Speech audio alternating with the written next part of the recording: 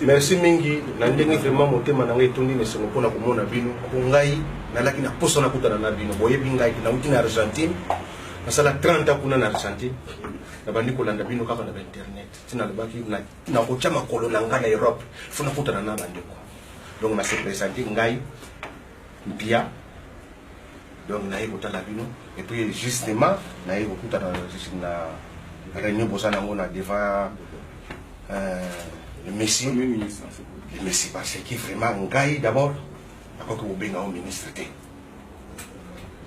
Au ministre. Ce qui s'est avec tout de respect. Mais respect, n'a pas vraiment c'est vraiment la paix, pas la yote. Et ça, quand daté, c'est la réalité dans sa colère. Il y a que l'obéqué, bon, vous avez un candidat peuple. Bon, mais là, on a retourné vraiment, est-ce que vraiment, vous allez vraiment zaïrois, vraiment 100%, ou bien congolais, il y a un bousseau. Deuxièmement, ce qui vraiment, vous avez un poste au PCO, on travaille dans Moutouana. Dans le cas où vous avez un poste au diamant, ivoire, nous n'avons pas besoin de ça. D'abord d'arriver là-bas. Est-ce que vous voyez la souffrance du peuple congolais? Nakata Mboka, vous voyez bien? Santé, vous avez un peu. Vous voyez pas, nous allons vivre.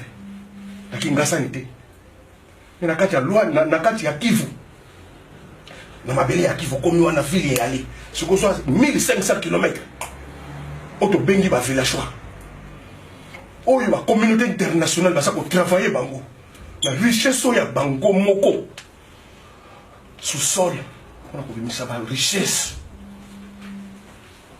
et ça va contenir nous n'avons pas besoin de tout ce qui est en train de dire là.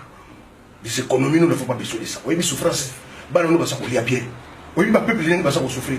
Mais d'abord, il faut féliciter les combattants au Bayambi par recevoir. Au sein de mon qui fait d'avoir naté. Au sein de Bosalina, pardon, mon côté. Beaucoup sont pardonnés. Vous voulez jouer avec nous? Comment se fait-il que vous avez combattre vraiment à faire Boyambi? Parce qu'il est démissionné.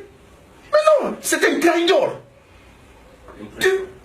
Qui peut beaucoup foutre makila bana Congo. Il a Inglaterre. Il y a politique. Mais souffrance au Bossali, c'est Fougo, c'est mieux sur tout.